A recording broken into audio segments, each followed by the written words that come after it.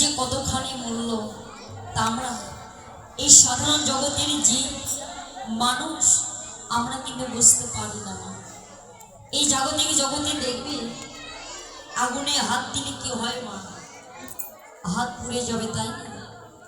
কেউ যদি জিনিস শুনে বিষ পান করে বলে আমি মরব না, বিষ কি তাকে কখনো ছাড়ে বাবা?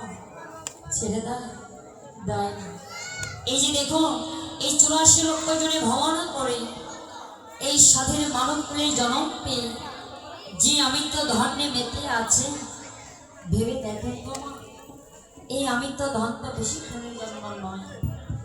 আজ আছি, কাল আর থাকবে না, সঙ্গে তোমার কিছুই যাবে না।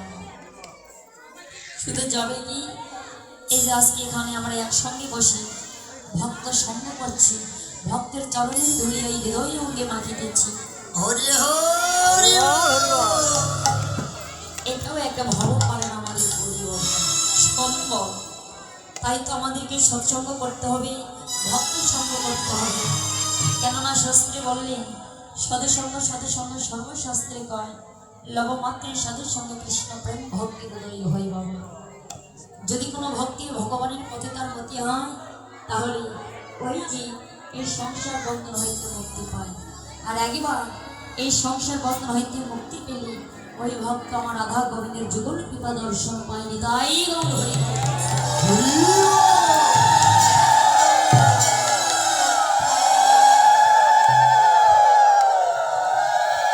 আজকে গৌর হরি আমার সুধরে গঙ্গার কোলে নিয়ে যেতে যেতে নদীবাসীদেরকে ডেকে ডেকে বলছে, গো নদীবাসী গো, আরে ও গো নদীবাসী গো,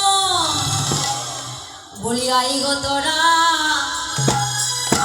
আই গো তোরা, বলি আই গো তোরা, ওরে আই গো তোরা, যদি সূর্য পূজা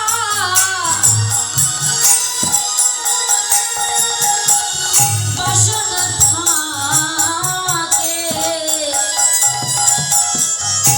বলি আই গো তোরা,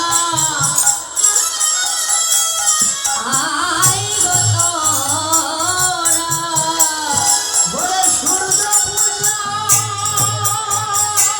হরি হরি ওরে বাসনা থাকে,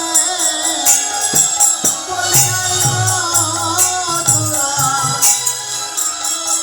আই গো তোরা,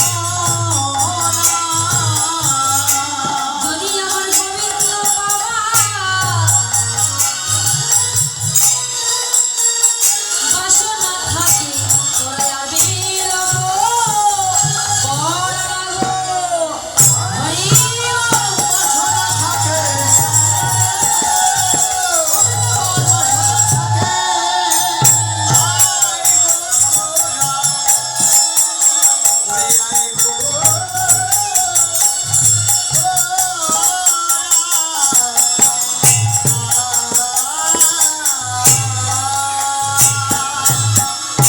এবার গৌরাঙ্গ মহাপ্রভু নদীবাসীদেরকে ডেকে নিয়ে সর্বতন এবার সাধন করে এবার চলেছেন সুরধনী গঙ্গার কোলে নিয়ে।